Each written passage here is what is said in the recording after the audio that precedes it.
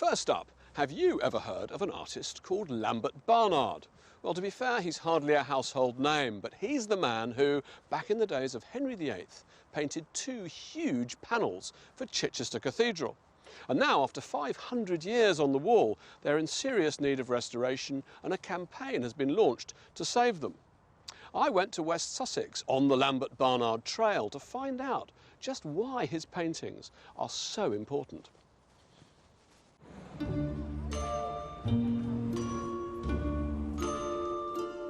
In the world of the art historian, appearances can be deceiving. Hi. Hello. You must be Maggie. This looks like an ordinary flat in Chichester. Oh, hello. Who's this? This is Holly. Hello, Holly. OK, we'll go for it. Right, ready? Yeah. It's behind here. Oh, goodness. That is a surprise. Well, it's very special, but it doesn't come uncovered very often. It's rather lovely, typical Tudor decoration, but it's got some quite intriguing details. There's some initials up here, RS they seem to be. Yes. And there's an inscription here which says something potentissimus, someone was very powerful. The artist Lambert Barnard is almost entirely unknown, but at the time of Henry VIII, he was chief painter to Robert Sherburn, the powerful bishop of Chichester Cathedral.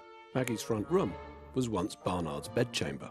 I mean, it's a modest piece of work, but the same man who painted this created, it's just round the corner, one of the most impressive surviving pictures of the entire Tudor period. Barnard's paintings at Chichester Cathedral are one of the Church of England's best-kept secrets. Now, the work of art I'm on my way to see, I've heard, is in something of a state of crisis. It's been deteriorating rapidly, and it's now at the centre of a campaign. They need to raise £250,000 by January to prevent it from suffering any further damage. At first glance, this 500-year-old painting could pass as a straightforward record of the cathedral's history. It's bruised, it's battered, it's been through a lot, it's faded by time, it's been much overpainted, but what a wonderful thing. On the left, we've got a painting that plunges us back into a kind of fantasy version of the Dark Ages past. It's a depiction of St. Wilfrid, the founder of Chichester Cathedral, in 681, and he's asking the Saxon king, King Cadwalla, can we, the servants of God, be given a habitation, a home? We want to build a church. And the king says, through that book, fiat sicut petitor, yes, your petition is granted. So there you have it, the foundation of Chichester Cathedral. But if we move to the second half of the picture, we suddenly fast forward through nearly 900 years of history, and we find ourselves face to face with the present Bishop of Chichester at the moment that this picture was painted, a man called Robert Sherburn. This time he's having that conversation with none other than King Henry VIII himself. And the bishop asks him, will you, King Henry, continue to guarantee the future of Chichester Cathedral? And the king, with this magnanimous gesture, and he says, yes, I will. This is some statement, 14 feet high, 32 feet across, all painted on heavy panels of wood. Why would that bishop, at this moment in history, why would he have wanted to make that statement? I think there's more going on in this painting than a mere account of the cathedral's history. Henry VIII was desperate for a male heir, but 20 years of marriage to Catherine of Aragon had yielded just one daughter, Mary Tudor. He wanted a divorce. He wanted to marry Anne Boleyn and start again, but he knew that the Pope would never allow that. So Henry and his advisors hit on an audacious plan. Embrace the Protestant faith, split with Rome, declare himself the head of a new Church of England. Like that, he could have everything he wanted, a new wife, a son, and he could enrich himself by plundering the property and the possessions of the church.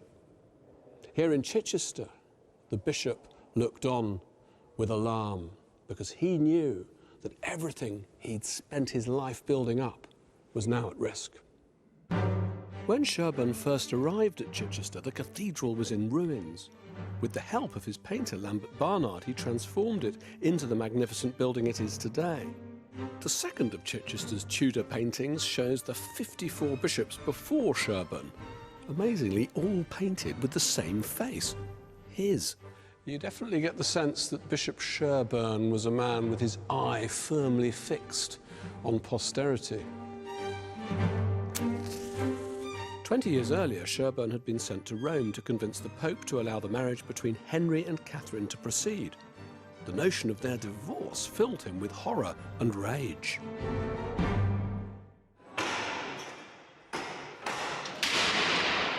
I've got a hunch that Sherburn's true feelings live on beyond the grave.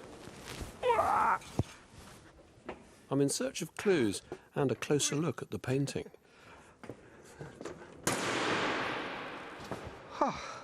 Face to face with King Cadwallader.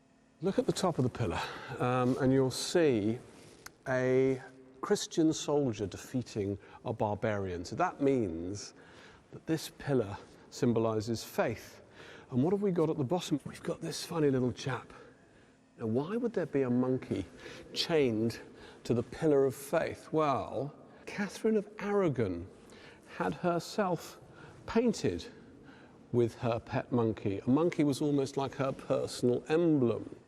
And if you look, what does definitely seem to be a kind of an abandoned wedding ring. So I really do think it's that bishop's way of indicating his disapproval of Henry VIII's intention of divorcing Catherine of Aragon, which is quite a risky thing to include in a painting that you've commissioned in the reign of Henry VIII. After all, we all know that Henry wasn't averse to cutting the heads off people he didn't approve of. And as it were, to dare even more, look at this inscription running across the top. What it says is, yes, you might be great kings here on earth, but there's a God above you, there's a king above you. Now I want to actually look at the other picture, and in order to do that, I'm going to have to get my helpers. This is great, being rolled into place. Keep going, a little bit further. In the picture, we see Robert Sherburn face to face with Henry. The keynote of it all is his anxiety, his fear that if Henry VIII goes ahead, if he unleashes reformation on these lands, then all his work is at risk. It's almost like a contract. It's almost like a gigantic insurance policy. Look, it's covered in words, taken out against what might happen. And were the visitors of the Church of England to turn up and try and sequester some of Chichester's lands or possessions, his successors could point at the painting and say, no, Henry VIII and Bishop Sherburn, they had a deal. Hands off. Sherburn's worst fears came to pass. Henry unleashed reformation, and England's churches were pillaged and looted. Yet while Chichester Cathedral suffered, it survived much better than most. Perhaps Sherburn's insurance policy worked. Looking at the pictures on that great painted slab of oak here in Chichester Cathedral, to me it's like being projected to the eye of one of the great storms in British history. It's a picture that takes you right to the heart of this extraordinary formative moment in the history of the British nation. So I think that everything should be done, everything possible should be done to save those works of art. The cathedral hopes to raise the $250,000 necessary to save those paintings by January. Here's hoping and praying that they manage it. Now, with Obama in power,